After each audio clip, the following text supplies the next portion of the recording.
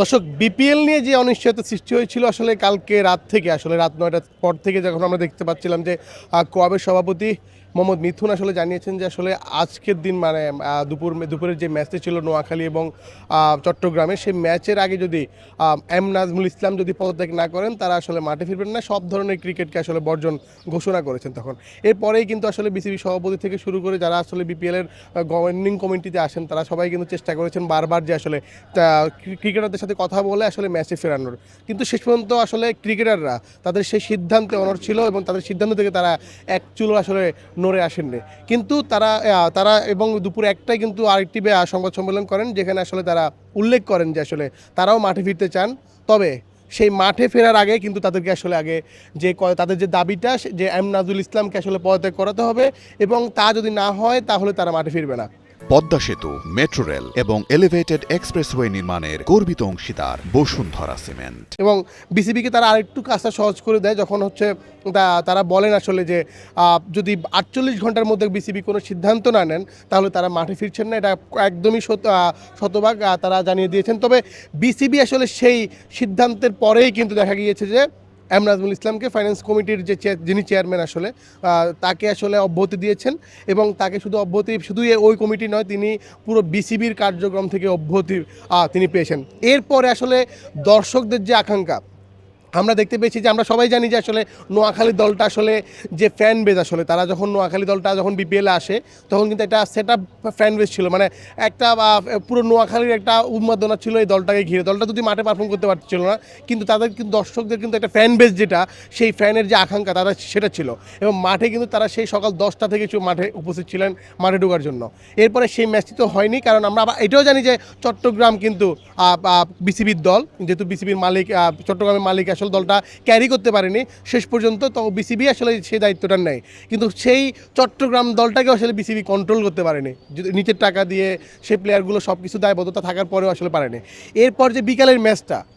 যে সিলেট রাজশাহী যে ম্যাচটা সেই ম্যাচটা ঘিরেও এখন রয়েছে অনিশ্চয়তা। তবে এই অনিশ্চয়তার আগে যখন বিসিবি ওটা অনুভব করতে পেরেছে যে আরেকটা অনিশ্চয়তা সৃষ্টি হচ্ছে, সেই জায়গাটা কিন্তু বিসিবি জানিয়ে দিয়েছে যে আসলে তারা আসলে যদি বিকেলের ম্যাচটি আসলে পরিত্যক্ত বা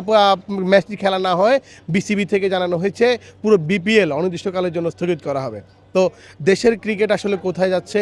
দেশের যে বড় একটি বিপিএল, যে বিপিএলটাকে আসলে ঘরোয়া ক্রিকেটের আসলে বড় একটি মঞ্চ যেখানে আসলে ক্রিকেটাররা থেকে শুরু করে বিভিন্ন দর্শকরাও আসলে কিন্তু মাঠে উপস্থিত থাকতে পারেন যে এই একটি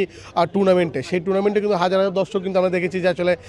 সেনাবাহিনীর সাথে ধাওয়া পাল্টা ধাওয়া, তারপরেও কিন্তু তারা দর্শকরা কিন্তু এখনও মাঠের বাইরে আছেন কিন্তু শুধুমাত্র তাদের প্রিয় দলগুলো আসলে মাঠে খেলবেন বলে। দর্শক এই যে আসলে যে পরিস্থিতি সৃষ্টি হয়েছে আসলে যে বিসিবির সাথে যে ক্রিকেটারদের যে একটা দূরত্ব বা বিসিবির এম নাজমুল ইসলামের বক্তব্যের যেভাবে ছোট করে ক্রিকেটারদেরকে আসলে বোঝানো হয়েছে বা যে তাদের বেতন বিভিন্ন ধরনের তাদের সামর্থ্য নিয়ে কথা হয়েছিল, তারপরে কিন্তু আসলে বিসিবি থেকে কিন্তু সেভাবে কিন্তু কোনো রিপ্লাই আসেনি। তারা কিন্তু এর আগেও কিন্তু তামিম ইকবালকে তিনি তার ফেসবুক পোস্টে ভারতীয় দালাল বলেছেন। এরপরেও কিন্তু কোয়াব থেকে একটি মানে সব অনেকগুলো প্লেয়ারই আসলে এই তামিমের এক্স ক্রিকেটারের পক্ষে কথা বলেছেন যে আসলে এমন একজন ক্রিকেটার যিনি আসলে অনেক রান করেছেন, ওপেনার, ড্যাশিং ওপেনার, তাকে নিয়ে কীভাবে এমন মন্তব্য করতে পারেন বোর্ড, কারণ বোর্ড তো আসলে ক্রিকেটারদের একটা গার্ডিয়ান, সেই গার্ডিয়ান কীভাবে করতে পারে। এরপরে কিন্তু আমরা জানি যে আমিনুল ইসলাম বুলবুল একটা কথা বলেছেন, তিনি হয়তো বা এই জিনিসটা আমলে নেবেন কিন্তু হয়তো সঠিক সময় আমলে নেননি, যার কারণে পরবর্তীতে বুধবার তিনি বিকাল 3টায় ঠিক এই জায়গায় একটি গণমাধ্যমের মুখোমুখি হন এবং সেখানে তিনি আসলে খুবই ক্রিকেটারদেরকে নিয়ে আসলে অনেক ছোট করে কথা বলেছেন, যার পরিপ্রেক্ষিতে একটি